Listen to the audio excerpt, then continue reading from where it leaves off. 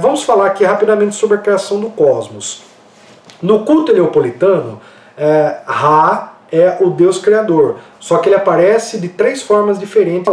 Ora ele aparece como Atum, ou Atum-Ra, ora ele aparece como Kepri, ou Kepri-Ra, e ora ele aparece só como Ra, que é o próprio Sol. Então aqui nós temos aqui três conceitos importantes para entender o processo de criação. Depois eu falo da pré-criação, tá bom?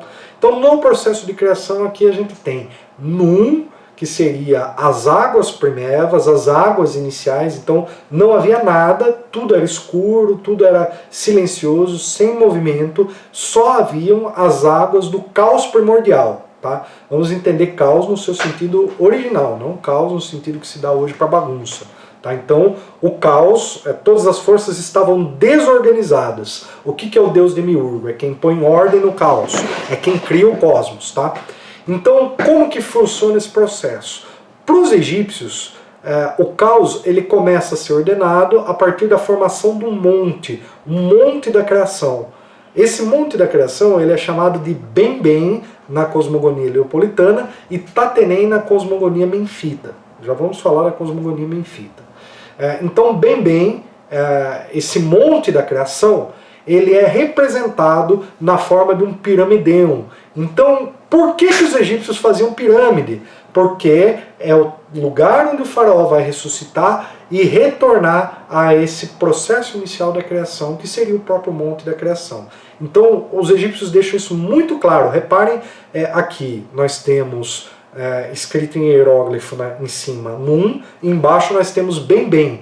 Reparem que o determinativo de Bem-Bem é nada mais nada menos do que uma pirâmide. E a palavra que os egípcios usavam por piramidão, que aqui nós temos uma foto de um piramidão no Museu do Cairo, um piramidão, para os egípcios eles chamavam de Bem-Bem. Inclusive, na cidade de Heliópolis havia uma pedra, que muitos acreditam ser de origem meteórica, que eles diziam que era a pedra que sobrou do monte da criação no processo de criação do cosmos. Então, quando surge esse monte da criação, ressurge do nada, não vamos nem dizer das cinzas, uma ave chamada Benu, que aqui está escrito o nome dela embaixo aqui. Benu, inclusive tem o desenho dela. Benu, que os gregos vão chamá-la de fênix, né, a ave que renasce das próprias cinzas. Então, quando o pássaro Benu ele grita, é anunciada a criação do cosmos, e Atum, o primeiro dos deuses, ele é aquele que se gera por si mesmo, aquele que vai se masturbar e da sua ejaculação criar todo o cosmos. Então essa é a criação do cosmos de acordo com a cosmogonia heliopolitana. Tá? Bom, Ra é o deus Sol, e Ra tem várias fases ao longo do dia, na verdade tem 4 fases, que a gente pode resumir o seguinte: o amanhecer, o sol a pino, o sol se pondo e o sol noturno, que seria basicamente as horas do relógio: 6 horas da manhã, meio-dia, 6 horas da tarde e meia-noite. Então essa divisão do tempo que vem dos babilônicos também existia no Egito, né? Na verdade, a gente não pode dizer se veio da Babilônia, se veio do Egito, se os dois criaram, mas ambos dividiam as horas do dia em 24. Então, quando se tem o equinócio de primavera, primavera ou outono, o Sol nasce às 6 da tarde, enfim, determinadas localizações ali geográficas e tal, mas enfim. Vamos usar isso como referência. Então, quando o Sol nasce, ele é Kepri. Vamos falar Kepri-Ra. Por que Kepri? Kepri é um escaravelho. O escaravelho, ele passa a noite debaixo da areia. E quando amanhece o dia, ele faz todos os seus excrementos ali, e esse excremento ele vira uma bola. E quando esse escaravelho levanta, ele levanta essa bola. Então, os egípcios associavam essa imagem. E quando isso acontecia exatamente na hora que o sol amanhecia, os escaravelhos começavam a levantar da areia, cada um carregando a sua bola. Então os egípcios associavam esse ato do escaravelho levantar da areia carregando a sua bola com o sol nascendo no horizonte. Então essa imagem do sol nascendo, tá? E aí nós temos Ra, ou Ra-Horact, Horus dos horizontes, ou Ra, Hor en Act, que seria Horus nos horizontes. Tá? Então, Ra, Hor, Act, perdão, Horus dos dois horizontes, Ra, Hor en Act, Horus entre os dois horizontes, ou nos dois horizontes. Tá? E aí, por quê? Porque nós temos aqui o leste e o oeste. O Sol nasce no leste e se põe no oeste. Então o que a gente tem aqui? Nós temos os dois horizontes e Ra no meio. Ra, Hor, Act. E aí quando o Sol se põe, o que ele vira? Ele se torna Atum Ra. É ele descendo no Monte Manu em direção ao mundo inferior. Bom, o que a gente tem nesse caso aqui? Nós temos então Atum. Aí vocês vão perguntar, mas Atum não é o Criador? Então por que Atum está vindo no final da tarde, quando o sol se põe, quando fica tudo escuro? Porque é exatamente essa ideia, retornar ao Criador, retornar à criação. Os egípcios tinham uma noção de tempo que é ao mesmo tempo cíclica e ao mesmo tempo linear, que é Djet e Nehé. Não vou conseguir falar disso hoje, quem sabe nas próximas aulas.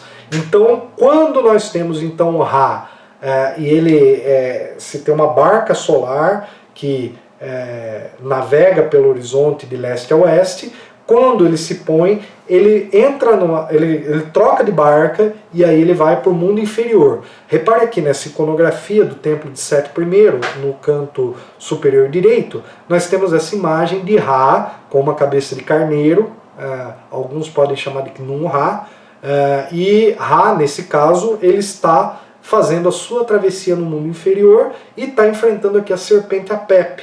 Então ele está fazendo toda essa travessia. Nós temos aqui uma figura interessante que é o deus Aker. Eu até coloquei o nome dele aqui em hieróglifo. O deus Aker, ele mistura aqui alguns hieróglifos.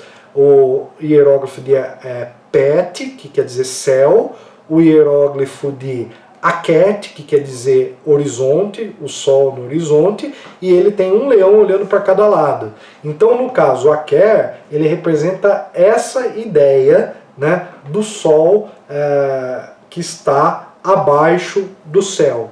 Tá? Então, é importante aqui esses conceitos para a gente entender, inclusive, como os egípcios organizam a paisagem e como eles orientam geograficamente os seus tempos. Só citar aqui a Eneida de Heliópolis no texto das pirâmides. Isso é tema para a aula que vem, mas eu vou aqui citar rapidinho o enunciado 219, número 167, da pirâmide de Unas, do faraó Unas, do Reino Antigo. Dizer as palavras: Atum, aqui está o seu filho Osíris, Unas, o qual você preservou vivo. Ele vive, este Unas vive. Ele não está morto, este Unas não está morto. Ele não se foi, este Unas não se foi. Ele não foi julgado, este Unas não foi julgado. Ele julga, este Unas julga. Shu, aqui está o seu filho, continua. Tefnut, aqui está o seu filho. Geb, aqui está o teu filho. Nut, aqui está o teu filho. Isis, Set, Neft, Stot, Horus, Grande Eneda e Pequena Eneda. Então, ou seja, ele saúda todos os deuses, ele enquanto morto, né? Então aqui está dizendo que ele morreu, mas ele não está morto, ele está vivo. Tá? Então o finado, nesse caso, ele vive. E ele vive perante os deuses. E ele se anuncia perante os deuses, porque isso aqui é um enunciado, dizer as palavras. E aqui nós temos uma imagem no canto direito aqui da fotografia exatamente desse trecho do texto das pirâmides. Tá? O texto das pirâmides é gigante, aqui é só um pequeno trecho. Osíris e Ísis, eu já falei para vocês, aquela história que eu contei para vocês, ela remete a Plutarco. Então a forma como o mito de Osíris e Ísis foi transmitido era basicamente por tradição oral, e era tão popular que todo mundo conhecia, e era tão conhecido que não sobrou registros em papiro ou em iconografia, exceto algumas coisas bem pontuais como essa imagem aqui no templo, se não me engano, de Abidos. Preciso verificar exatamente, mas essa imagem nós temos o seguinte: nós temos Osíris deitado, com o falo ereto, e Ísis transformando em falcão e copulando com ele, que eu descrevi para vocês agora há pouco. Essa imagem ela foi vandalizada pelos cristãos que removeram o pênis de Osíris, né? Removeram o falo dele. Bom, a gente sabe, conhecemos de sobra a moral cristã, que é bem diferente da moral egípcia. Tá? Então, recomendo a leitura do Plutarco. É preciso ler sobre quem foi Plutarco, saber sobre em que momento histórico ele está escrevendo, para a gente não achar que isso vale para todos os períodos da história do Egito, tá bom?